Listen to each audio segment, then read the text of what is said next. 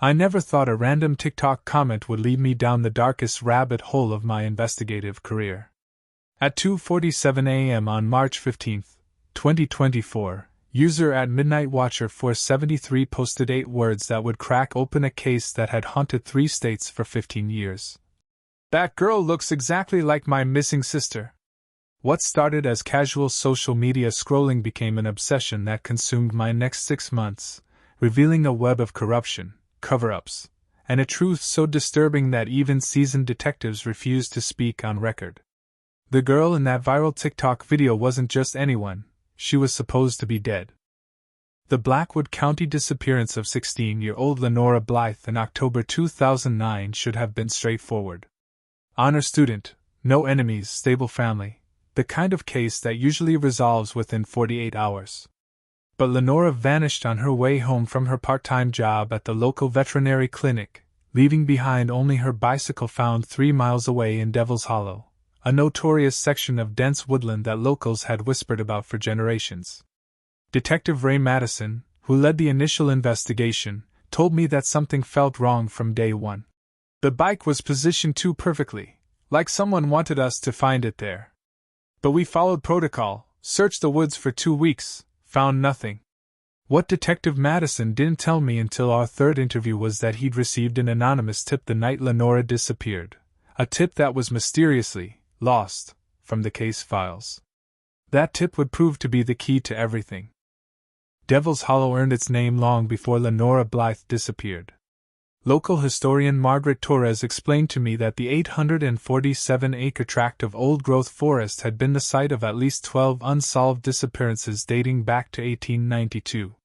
"There's something about that place," she said, her voice dropping to a whisper during our recorded interview. "The trees grow differently there, twisted and wrong. Even the wildlife avoids certain sections."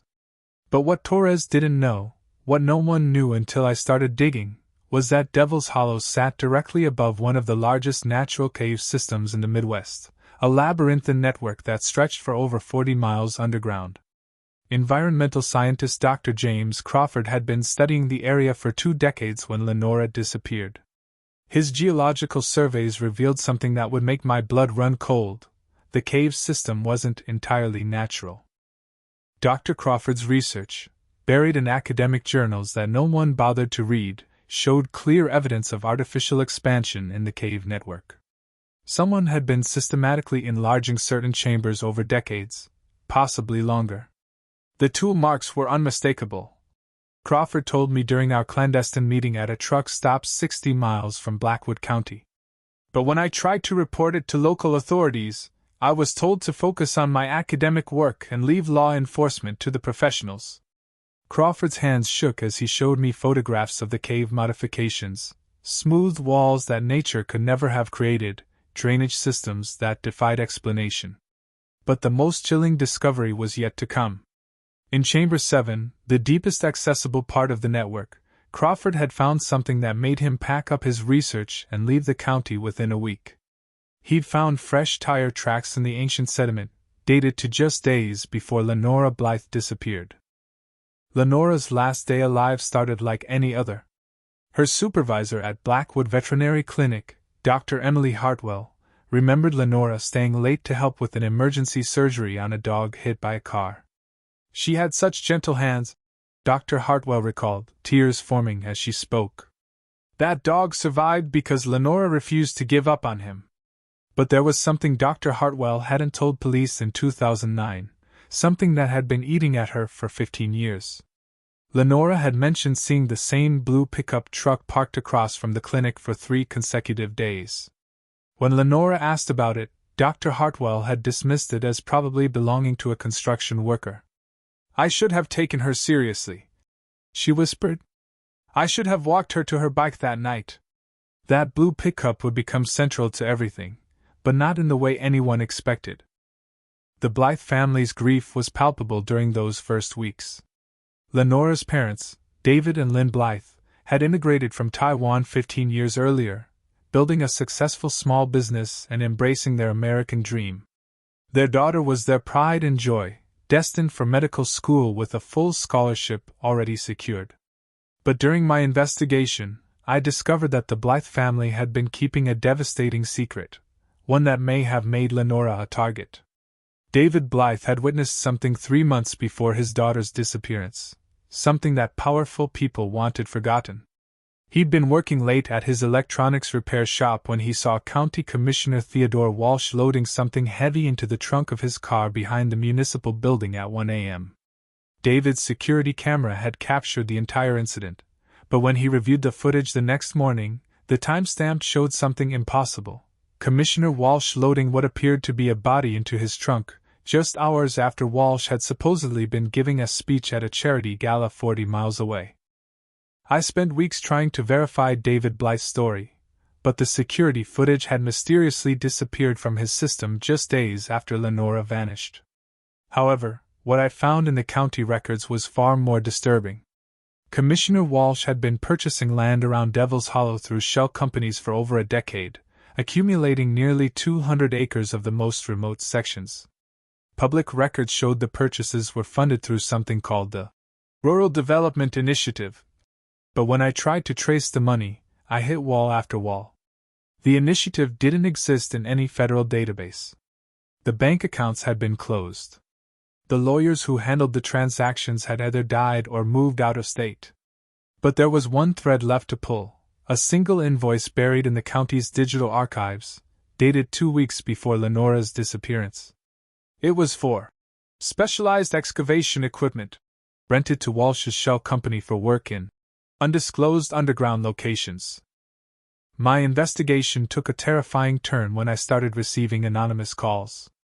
The voice was electronically distorted, but the message was clear. "Stop digging or you'll end up like the Blythe girl." At first, I thought it was someone trying to scare me off a story. But then the caller began providing details about my investigation that only a few people could have known.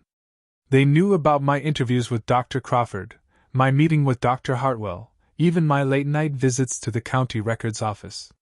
Someone was watching my every move. The final call came at 3:17 a.m. on a Tuesday. "Check the old Mackenzie property. Basement foundation. You'll understand why some secrets need to stay buried." The line went dead, leaving me with an address and a choice: abandon the investigation or follow the breadcrumb into what might be a trap. The Mackenzie property sat on the edge of Devil's Hollow, a Depression-era farmhouse that had been abandoned for 30 years. Local records showed it had been purchased by Commissioner Walsh 6 months before Lenora's disappearance, then mysteriously donated to the county as unusable land, just weeks after she vanished. The basement foundation that my anonymous caller mentioned was accessible through a storm cellar hidden beneath decades of brambles and neglect. What I found there would haunt my dreams for months to come. Carved into the stone foundation were dozens of initials and dates, spanning over 50 years. The most recent entry, scratched desperately into the rock with what appeared to be a piece of metal, read, "SC October 23, 09. If you find this, tell my parents I love them." The TikTok comment that started everything came from an account belonging to Jessica Walsh, Commissioner Walsh's niece, who had been living in Oregon for the past decade. Her sister Amy, she claimed, had disappeared during a family camping trip to Devil's Hollow in the summer of 2009, just 3 months before Lenora Blythe vanished. But here's where the story becomes truly sinister. There were no missing person reports filed for Amy Walsh. No search parties. No media coverage. According to official records, Amy Walsh didn't exist. Jessica's desperate comment on that viral TikTok video was the first time anyone had publicly mentioned Amy's disappearance. When I reached out to Jessica through the platform, her response chilled me to the bone. "My uncle told everyone Amy went to live with relatives in California. But I saw the video footage from his security system. I saw what really happened to my sister. And I saw him bury something in Devil's Hollow that same night." According to Jessica's tearful testimony, which I recorded during a 3-hour video call, Amy Walsh had been the perfect teenager, popular, athletic, planning to attend college on a soccer scholarship. But Amy had also been asking uncomfortable questions about her uncle's business dealings, particularly his mysterious land purchases and frequent nighttime trips to the Hollow. "Amy was really smart," Jessica told me. She'd figured out that Uncle Ted was involved in something illegal, and she wasn't going to let it slide. She had this moral compass that wouldn't let her ignore wrongdoing, even in family. The night Amy disappeared, she told Jessica she was going to confront their uncle with evidence she'd collected. She never came home from that conversation. When Jessica asked where Amy was the next morning, Commissioner Walsh calmly explained that Amy had decided to live with their aunt in Sacramento and didn't want to say goodbye because it would be too emotional. I spent days verifying Jessica's story, and what I discovered was a pattern of deception that went back years. Phone records showed that Amy Walsh's cell phone had been active for 3 days after her supposed departure for California, all pings coming from towers around Devil's Hollow. Credit card statements revealed that someone had been using Amy's cards to make small purchases designed to create a digital trail suggesting she was traveling west.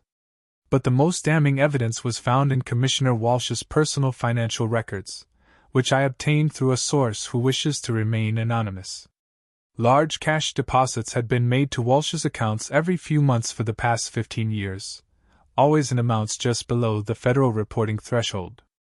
The deposits stopped abruptly in March 2024, the same month Jessica's TikTok comment went viral. The breakthrough came when Dr. Crawford contacted me with information he'd been too terrified to share for 15 years. He'd made another discovery in the cave system, one that explained everything: an underground chamber that had been converted into a sophisticated operations center, complete with industrial lighting, communication equipment, and holding cells carved directly into the rock. It was like something out of a nightmare, Crawford whispered during our final interview. Someone had been running a human trafficking operation right under our feet for decades.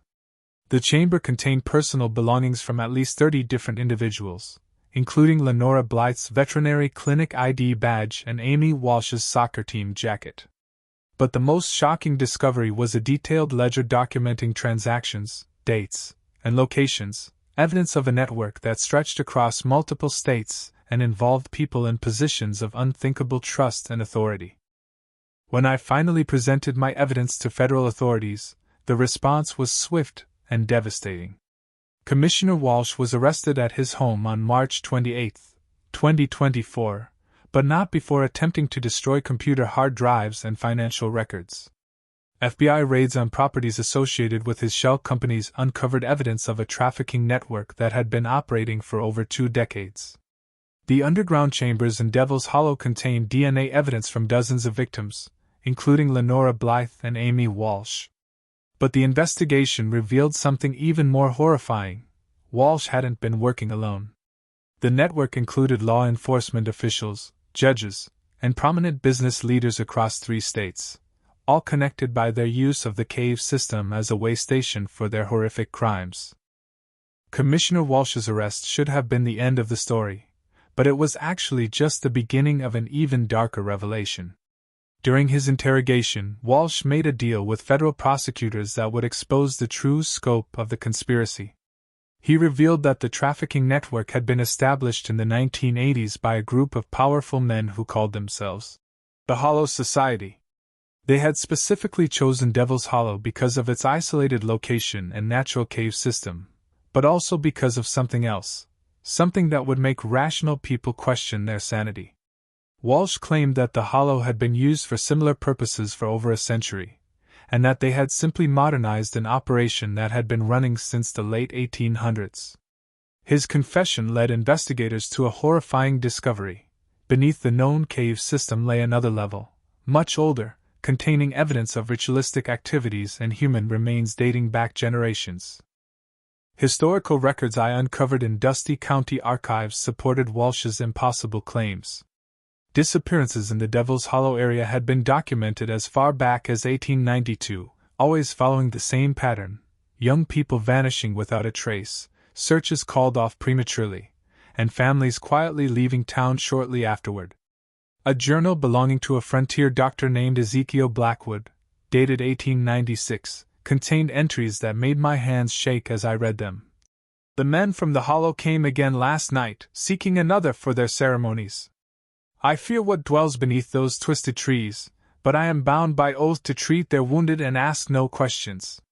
Dr. Blackwood's journal detailed payments he received for medical services performed on individuals who were never supposed to exist, people who had officially died or disappeared, but were being kept alive for purposes he dared not record in detail.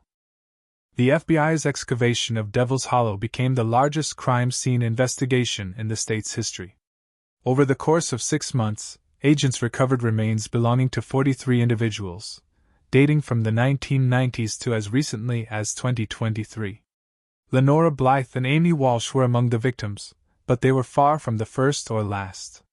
Advanced forensic techniques revealed that the cave system had been actively used for criminal purposes for at least 30 years, with evidence suggesting the possibility of much older crimes buried deeper in the network.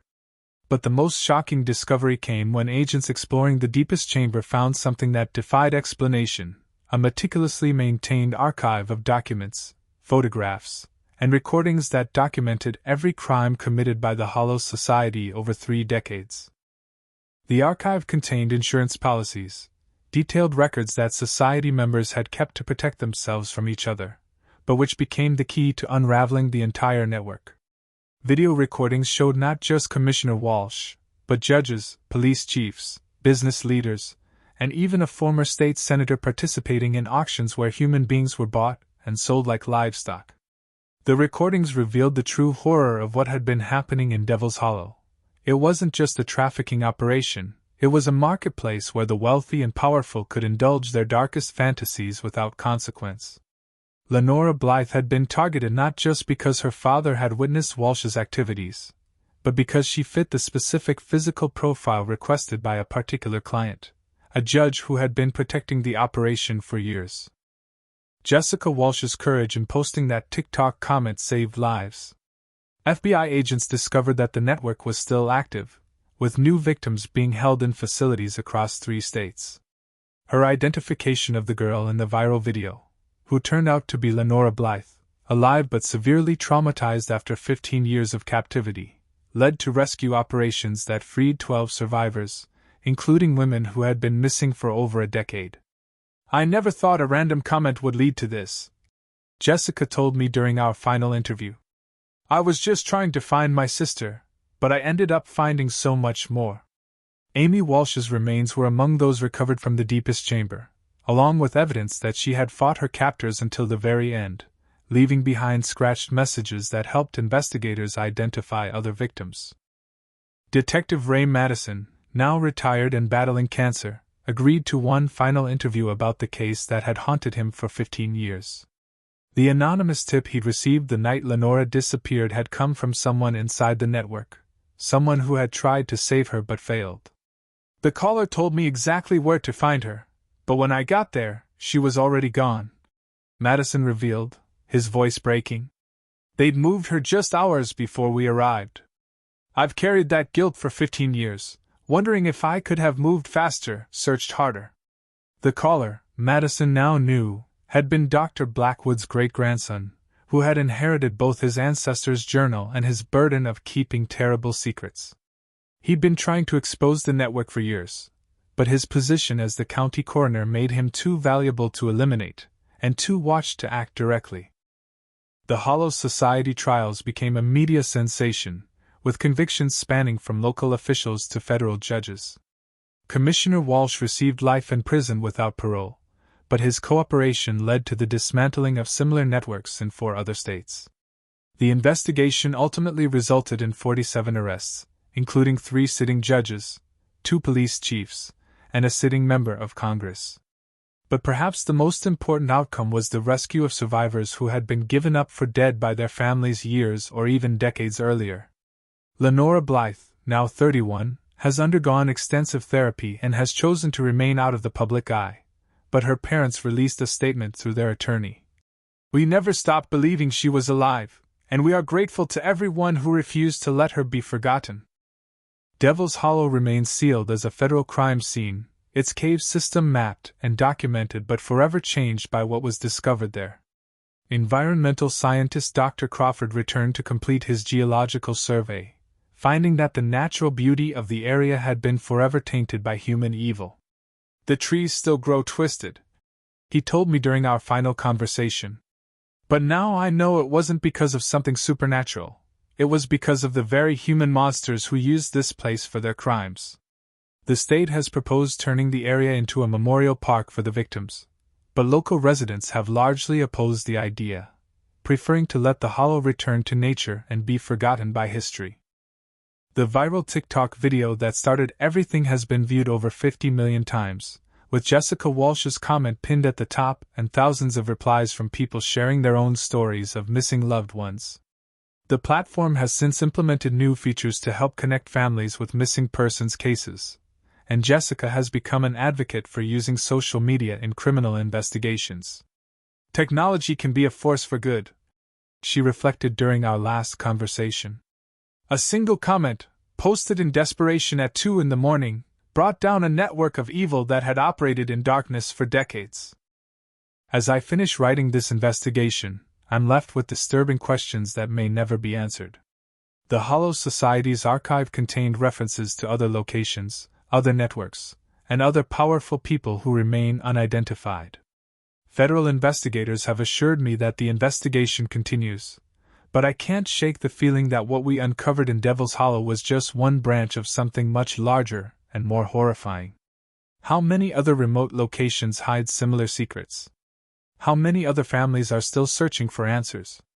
And most chilling of all, how many other random social media comments, posted by desperate relatives in the dead of night, might hold the keys to solving cases that law enforcement has given up on? I've started paying closer attention to the comments on social media posts about missing persons, and what I'm seeing keeps me awake at night. Dozens of people claiming to recognize faces in viral videos, describing siblings or friends who vanished years ago under suspicious circumstances. Most are probably cases of mistaken identity or wishful thinking. But after what I discovered in Devil's Hollow, I know that some of these desperate comments might be breadcrumbs leading to other monsters hiding in plain sight. The question isn't whether there are more networks like the Hollow Society operating in America, it's how many victims are still out there, waiting for someone to post the right comment, ask the right question, or refuse to accept that some people simply vanish without a trace. In the end, Lenora Blythe's story reminds us that sometimes the most powerful tool in fighting evil isn't advanced technology or sophisticated investigation techniques.